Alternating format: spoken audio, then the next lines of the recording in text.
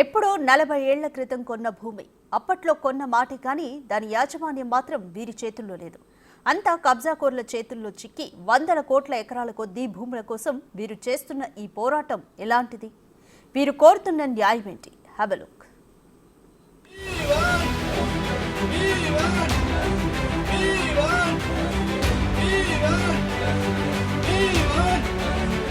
న్యాయం కావాలి.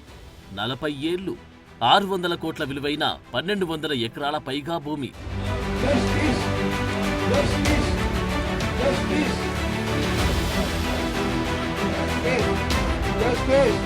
సంగారెడ్డి జిల్లా అమీన్పూర్ మండలం ఐలాపూర్ గ్రామ పరిధిలోని రాజగోపాల్ నగర్ వెల్ఫేర్ అసోసియేషన్ భూ పోరాటం.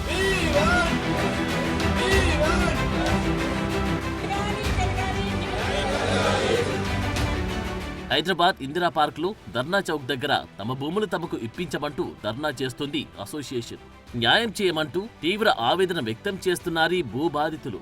అంతేకాదు తమ భూములు తమకే చెల్లించాలంటూ వీరు తీవ్ర పోరాటం చేస్తున్నారు.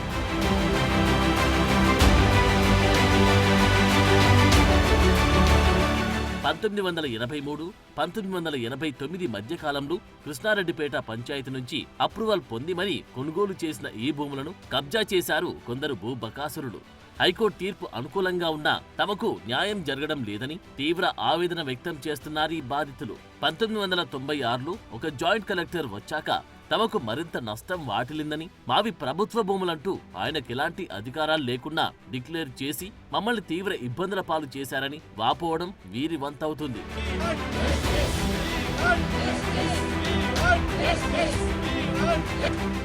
2012 వరకు 3 జడ్జిమెంట్లు వచ్చాయి. వాటిని ప్రైవేటు భూములుగా కోర్టులు తేల్చి చెప్పినా భూమాఫియా మా వారిపై దాడులకు తెగబడి హత్యలు చేసిన పరిస్థితులు కూడా ఉన్నాయని, కనీసం మేము మీటింగ్ పెట్టినా బెదిరింపులు వస్తున్నాయని, స్థానిక నాయకుల అండదండలతో ఈ మొత్తం తంతు జరుగుతుందని ఆక్రందన వ్యక్తం చేస్తున్నారు ఈ బాధితులు.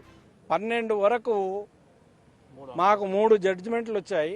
అది కూడా ప్రైవేట్ ల్యాండ్ అనే వచ్చింది. ప్రైవేట్ ల్యాండ్ అనేది మా ఫేవర్లో వచ్చింది.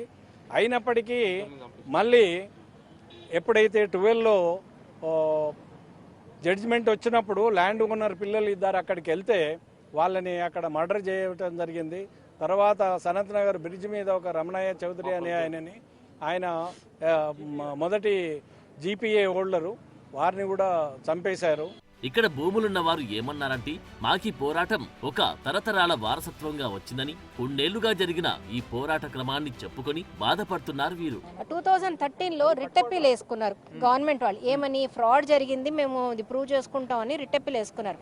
వేసుకున్నప్పుడు ఒక ఇంటరిమ్ ఆర్డర్ వాళ్ళు అడిగితే హైకోర్టు వాళ్ళు ఏమన్నారంటే, మీ కేసు ఏం గొప్పగా లేదు, అందుకని నేను మీకు స్పెసిఫిక్గా ఆర్డర్ ఇవ్వలేను. కాకపోతే ఏంటంటే రెస్పాండెంట్స్ అంటే మేము ఎలక్ట్రిసిటీ డిపార్ట్మెంట్ వాళ్ళు ఈ 1200 ఎకరాలు ఎవరైతే ఓనర్షిప్ క్లెయిమ్ చేసుకున్నామో మా అందరికి ఏమన్నారంటే నేచర్ ఆఫ్ ల్యాండ్ చేంజ్ చేయకుండా మెయింటైన్ చేయమన్నారు.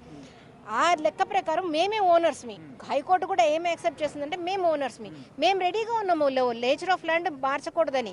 కానీ ఇప్పుడు ఏమవుతుందంటే ఎన్క్రోచర్స్ వచ్చి మా పర్మిషన్ లేకుండా వాళ్ళు ఎవరో వచ్చి నేచర్ ఆఫ్ ల్యాండ్ మార్చేస్తున్నారు. ఇప్పుడు ఏమవుతుందంటే ఇప్పుడు మాకు ఏదైనా యాక్షన్ తీసుకోవాలన్నా వెళ్ళి పోలీస్ కంప్లైంట్ ఇస్తే ఇది సివిల్ కేసు మేము పట్టించుకోమన్నారు. ఎస్ఆర్ఓకి రిప్రజెంటేషన్ ఇచ్చాము, ఎంఆర్ఓకి ఇచ్చాము, కలెక్టర్కి ఇచ్చాము, అందరికీ ఇచ్చాము. కానీ నోటరీ డాక్యుమెంట్ మీద వీళ్ళు ఇవన్నీ చేస్తున్నారు. ప్రభుత్వాలు మారుతున్నా తమకు న్యాయం జరగడం లేదని, మా భూములు మాకిప్పించిన ప్రభుత్వానికి తామెంతగానో రుణపడి ఉంటామని వాపోతున్నారు భూబాధితులు. రేవంత్ రెడ్డి గారిని మేము కోరుకునేది ఒకటే అండి, మాకు ఇప్పటికైనా మేము ఇప్పుడు 3rd జనరేషన్స్కి వచ్చేసినాం. ఇప్పటికైనా ఇది ఒక కొలిక్కి తీసుకొచ్చి మాకు ఎట్లయినా ఇక్కడ ఉన్న వాళ్ళ పెద్దవాళ్ళకి మా చనిపోయిన వాళ్ళ ఆత్మలు శాంతించడానికి, ఇప్పుడు ఉన్న వాళ్ళు వాళ్ళ ఆశలు తీర్చడానికైనా మీరు న్యాయం మాకు జరగాలని కోరుకుంటున్నామండి. చూసారుగా, ఇది వీరి భూ పోరాటం. మరి వీరి భూములు వీరి చేతికెప్పుడు వచ్చేట్టు తేలాల్సి ఉంది.